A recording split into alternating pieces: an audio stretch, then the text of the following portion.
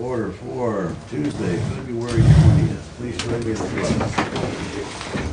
pledge. Pledge allegiance to the flag of the United States of America and to the republic for which it stands, one nation under God, indivisible, with liberty and justice for all.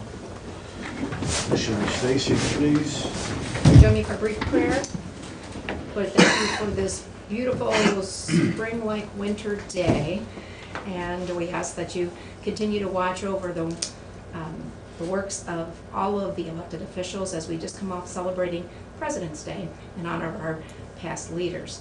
We also ask that we continue to keep in our hearts the thoughts and prayers of all those affected by the tragedy of Florida, and be with the elected leaders everywhere who can make any impact on change, and as well as the others providing services. Guide us as we conduct the business of this county. In your name we pray. Amen. Amen. Okay, how about a roll call? Commissioner Kirchner? Here. Commissioner Stacy? Here. Commissioner Thomas? Here. And I'll accept a motion to approve the digital audio video recording of previous session for February 13th. So moved. Second. All right, roll call, please. Commissioner Thomas? Yes. Commissioner Stacy? Yes. Commissioner Kirchner? Yes, agenda additions, do we have some? I'd like to do a brief update from the CCAO board meeting from Friday. Update CCAO. And why don't you lead with that, Commissioner? Okay. The one thing we're working on with the effort and what's coming forward with a new state administration with obviously the governor's election coming up. CCAO, Community Commissioner Association of Ohio, which you are a board member. Correct, County Commissioners Association, yeah. And so what they're working on is, they said it's more important now than that we just begin reaching out to everybody that's, vying for the position to be governor. And make sure they're well aware of where the counties stand and the needs that we have, and educating them, because we figured they're all gonna be listening, because everybody wants to have the attention of everyone to get elected and so forth. So they're going about the effort in the realm of producing a white paper, which will identify problems as well as offer some solutions and so forth. So I think it's a pretty good approach.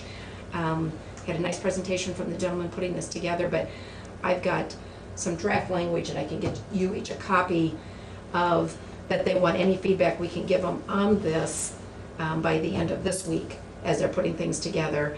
And we've already had some notes on it, what things that we want to add, so forth. But again, just real important that they understand the current issues, what's happening, and that they keep those in their mind as they work towards their goal of being elected governor.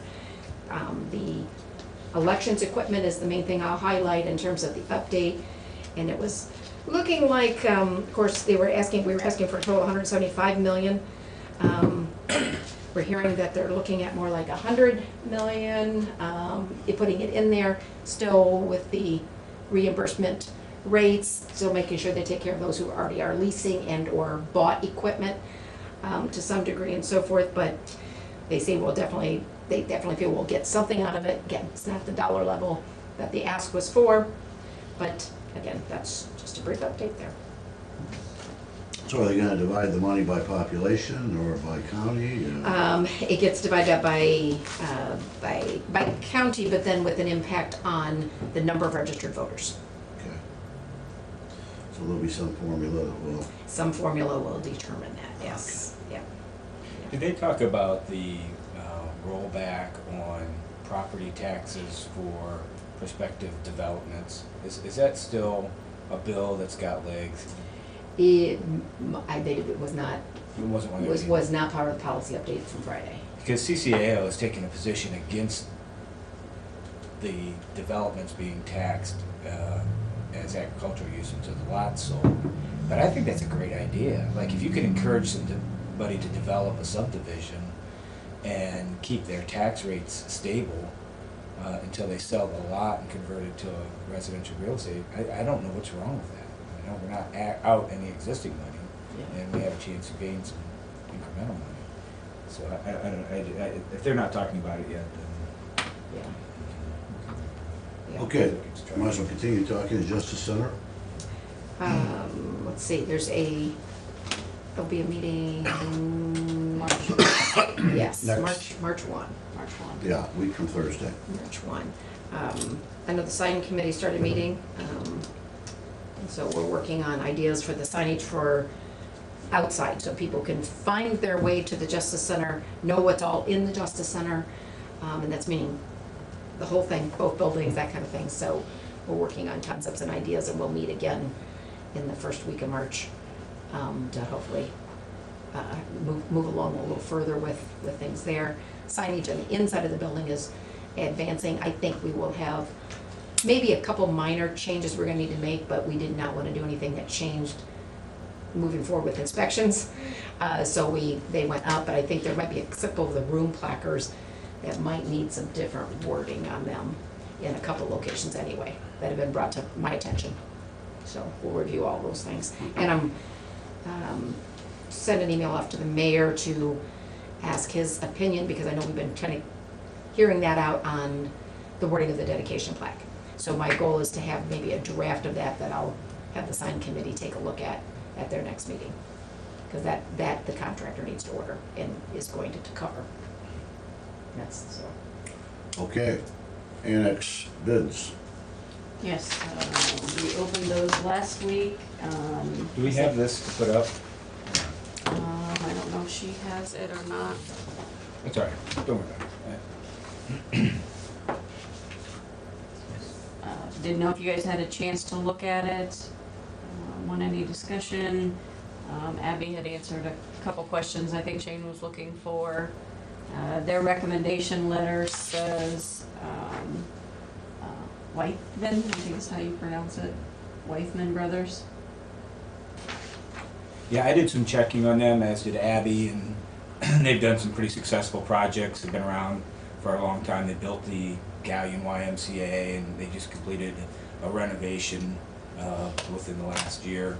So, a very reputable firm. So I think, you know, past performance is no guarantee of future returns, as they say in finance, but you know, they have done a lot of successful projects, so I think we can put our minds at rest there. Yeah, my major concern was that the original amount without the add-ons was significantly less, but they explained it to me, and that, to my satisfaction anyway, so I'm okay with that bid. Yeah. So the only, I have two questions, I guess. One is on the electrical, and I've been running this down, and John's helped me and Abby's helped me as far as finding out if there is a payback on the LED lights, which is alternate 2. Yeah. And their bid was 85,000? 85.6. 85.6. So we asked Encompass's engineer what the projected savings would be, and they came back with $1,300 a year. Does not seem like a business model to me. Now we will get $3,500 back in rebates from AEP for the equipment, but buying energy savings, according to their numbers, of 13, high-end 2,700 per year is. But the question is, I mean, I don't think that's the number, Shane. I mean, the question is, how much would the lighting cost if it were not LED? Well, we wouldn't be replacing any of it. Wouldn't be replacing anything? Just those ones that were in original to the first floor, getting the, I think it was the lobby changed out. So just changes, but not actually replacing. It was Yeah, just on so the this- first floor. Are we approving all the contingencies or all the parts of the It's up bid to us. today? That's up to you. Yeah, I mean, I guess this is just discussion at this point. I would like to approve stuff today so we can get rolling on letting the contract and getting that scheduled. If we But- didn't approve the lighting section of it, would it slow them down? Now, we can pull that alternate and not have any consequences as far as I understand. Right. Well, since it's replacement of all the lights, I mean, would it make any difference if we pondered that a little bit and maybe did it at a later date? I don't think so. John, no? No, that wouldn't matter. As you can see, we're not gonna even start the project till everybody gets moved out. So Right. we're- But at least they know that they got the bid and they can start working towards things, getting things ordered and whatever. That part, yes, but as far Okay. as the alternates, if you wanna discuss them, that's, Okay. So, the hard number is, as John provided to me, 44,000 was our electric bill over there. for the annex for last year. So of that 44,000, you know, it's hard to discern what's, you know, computers and air handlers, and the big one would be air conditioning, and what is electric. You know, the case studies I've read have indicated, you know, 65% savings on your lighting portion. And a building like that typically has a lighting, you know, burden of 65%. So you'd be looking at 65% of 65% as your potential savings for LED. Unfortunately, you know, that's the research I came across. But unfortunately, when I talked to the electrical engineer for Encompass, they didn't share that high of an opinion of it. So if there's not a business model there, you know, we can keep digging, but I'm not sure that we're ever going to be able to find a way to cost justify it. There is some reduction in maintenance. John has to change a few less bulbs. There is a potential for a little increased lighting, but we haven't gotten any complaints about the lighting over there. So I just don't think it'd be a, you know, unless we can find some other information, I don't think we can. Is Now, it- you would think that there would be an industry average of per light fixture, you know, they could multiply it by the number that we're replacing. 'Cause Yeah, we could determined probably it find was- something Yeah, like that. That's what I saw on this, you looked at it, but, So we Yeah. did the Board of Elections and the prosecutor's office, and I thought they had given us some numbers. they did. To They show did, us they that were the, significantly different than what you're talking about, but that doesn't mean that these are wrong. right. Yeah, you know, you ask the question, you get the answer. You know, that's. Right. Okay, well, let's approve, so we have the main bid, and we have 4 contingencies, is that what I remember? Yes, we have the power box, the extra power boxes on the courtrooms, the LED, the data center, and the stair carpet Yeah. replacement. Okay. And So- Judge Meyer did request the boxes if possible, right? Yes. Because those are boxes that go underneath the tables. Yeah, So because that there people was can plug. 2, they want an additional 2 because of how their courtroom is set up. So, could we entertain a motion then to accept the bid and table the electrical changes, lighting changes, The LED changes. LED changes? But Yeah. is that, so including 1, 3, and 4? Yes. 1, And not turning down 3, 4. 2, but considering it further. I guess as long as it doesn't impact the awarding of the contract, and it can be added without, because it's be sooner than later, but Yeah. then I would so move that we award the contract to Whitman Brothers for the base bid and alternates 1, 3, and 4. Okay. Second. Roll call, please. Commissioner Thomas? Yes. Commissioner Stacy? Yes. Commissioner Herschel? Yes. Okay, anything else on your table over here? All right, let's run into the new business and supplemental appropriations. Okay, I have a supplement to the permanent appropriations to the Delinquent Care and Custody Grant Fund, putting $24,456.50 into equipment. I've got a supplement to the permanent appropriations to the VAP court costs and miscellaneous fund for advertising for $4,000. I have a supplement to the permanent appropriation to general fund, putting $25,000 into legal services. I have a resolution establishing the CDBG 17 fund. Yep. And I have a resolution amending the board's orders of July 11th, 2017, resolution volume 93, page 317. Approval of critical infrastructure projects for the Village of Republic and the Village of Bloomville, general administration, fair housing, and amounts for the CDBGY 17 community development set aside. Did she say what changed? She did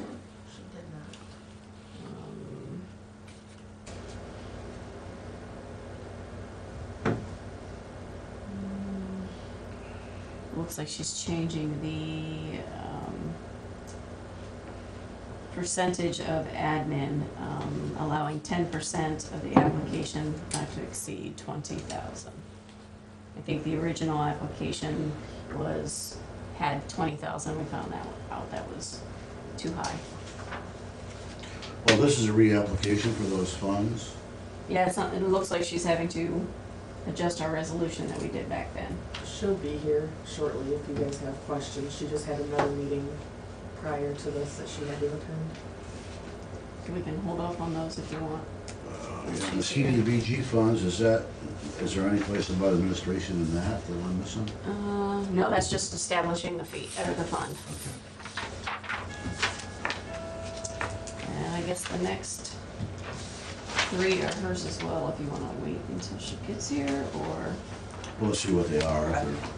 Go ahead, James. sorry. No, I just had something else I wanted to discuss. If we Okay, can. so is there anything that we can approve of those?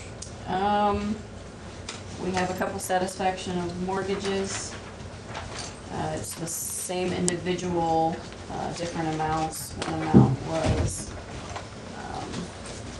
$1,106 with $110.60 being paid to the Seneca Regional Planning for admin. And that other one was for $3,651.40 with $365.14 being paid to regional planning. Those are the satisfactions of previous credits that Yep. are out there. Okay. And then the other one, I don't have much on this one, was the entering into administrative agreement with Seneca County Economic Development Revolving Loan Fund and authorizing Mike Kirschner as president of the board, Seneca County Commissioners to sign on behalf of the board, period, January 1st to December 31st, We gotta wait on 2018. that too, because are we thinking that the economic development, SIEDC has developed another revolving loan? I don't know if she was just saying if that's the name of the new fund, or if they're indicating that SIDEC has a new fund. It was unclear. I don't have the information on that, So so. we'll postpone those. So I'll accept the motion for the supplemental appropriations and the amendments without the one regarding economic development and the critical infrastructure project. So moved. Okay, Second. roll call, please.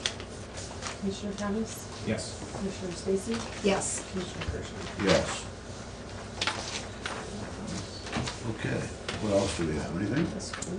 You know, as we now have a firmer timeline on the annex, because Yes. we'll go to bid. So I think at some point we need to start talking about the Carnegie and how we get that on the market. And I just wonder if we don't want to have some renderings done or some floor plans done, so as we put it on the market, people know what the square footage is, what, you know, maybe we can put something on our website. I assume we still have to have an auction on that.